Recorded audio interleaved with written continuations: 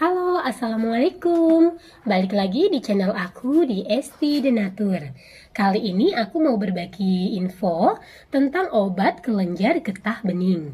Yuk kita simak video lengkap berikut ini. Membengkaknya kelenjar getah bening bisa disebabkan oleh berbagai hal, mulai dari infeksi hingga kanker. Oleh karena itu, obat kelenjar getah bening yang bengkak juga berbeda-beda disesuaikan dengan penyebabnya. Kelenjar getah bening merupakan bagian dari sistem limfatik yang berfungsi untuk melindungi tubuh dari kuman, virus, dan parasit penyebab infeksi, serta sel kanker dan zat beracun. Kelenjar ini tersebar di berbagai bagian tubuh, antara lain leher, telinga, ketiak, dan lipatan paha. Salah satu gangguan yang umum terjadi pada kelenjar getah bening adalah pembengkakan kelenjar getah bening. Kondisi ini umumnya disebabkan oleh infeksi. Namun, ada beberapa kasus pembengkakan kelenjar getah bening juga dapat disebabkan oleh penyakit autoimun atau kanker. Nah, seperti apa sih gejala pembengkakan kelenjar getah bening? Pembengkakan kelenjar getah bening bisa tampak berupa benjolan di bagian tubuh yang terinfeksi, misalnya leher atau ketiak. Selain itu, kelenjar getah bening yang bengkak juga bisa muncul beserta gejala lain seperti yang pertama adalah demam. Yang kedua, berkeringat di malam hari. Kemudian yang ketiga, berat badan menurun tanpa alasan yang jelas. Lalu yang keempat adalah tubuh terasa lemas, lalu batuk pilek, kemudian sesak nafas, dan yang ketujuh adalah menggigil.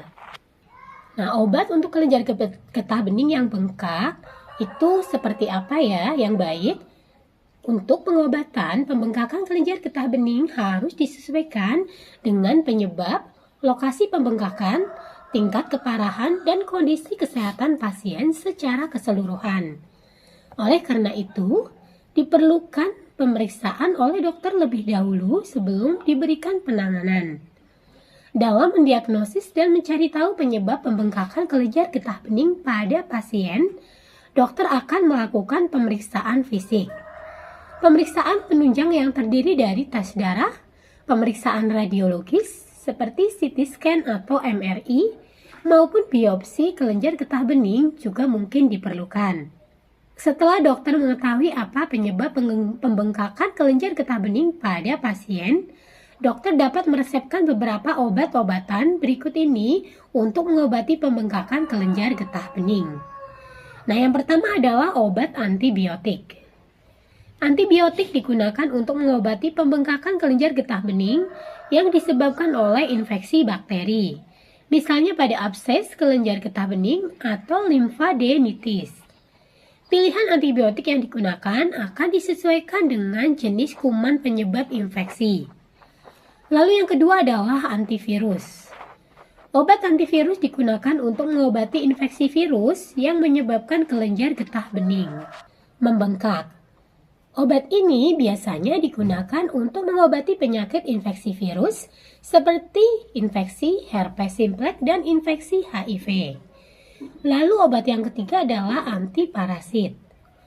Infeksi cacing atau parasit, misalnya filariasis, dapat membuat aliran getah bening tersumbat dan menyebabkan kelenjar getah bening bengkak. Untuk mengobatinya, dokter dapat meresepkan obat antiparasit. Lalu yang keempat adalah antituberkulosis.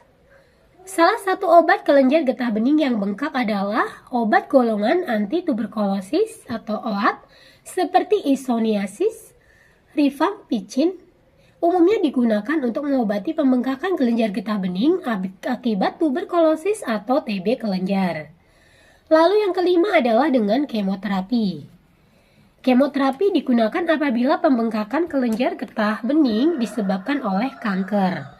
Namun, selain kemoterapi, penanganan kanker juga bisa dilakukan dengan radioterapi atau operasi pengangkatan kanker. Pada dasarnya, penanganan yang dilakukan akan disesuaikan dengan tingkat keganasan atau stadium kanker itu sendiri. Lalu yang keenam adalah dengan kortikosteroid.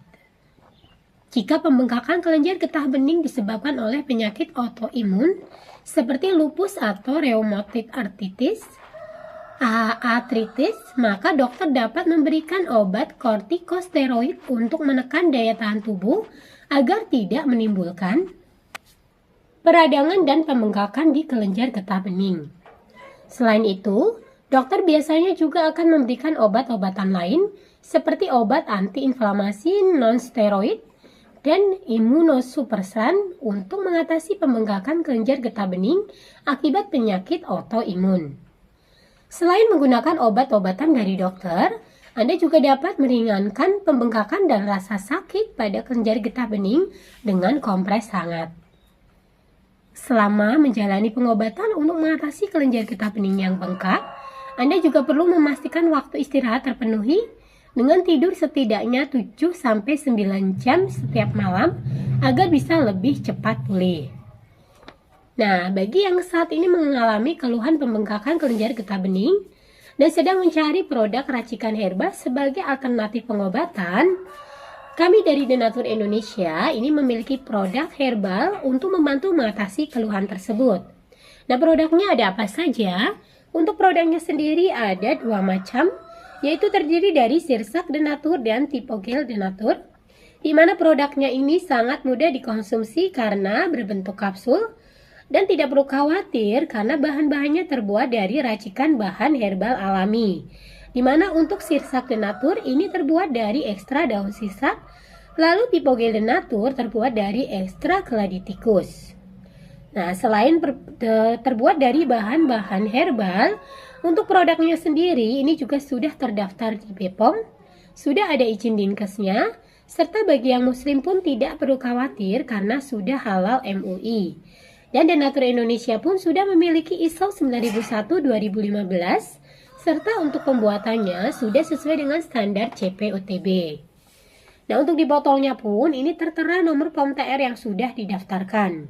Di mana untuk Sirsak Denatur nomor POM TR-nya 163-395-021. Lalu untuk Tipogel Denatur POM TR-nya 173-399-941. Nah, demikian informasi kali ini, semoga bermanfaat. Bagi yang ingin memesan produknya, silakan langsung hubungi saja kontak kami di nomor 081 329 878 999. Sampai jumpa di video berikutnya. Terima kasih. Wassalamualaikum warahmatullahi wabarakatuh.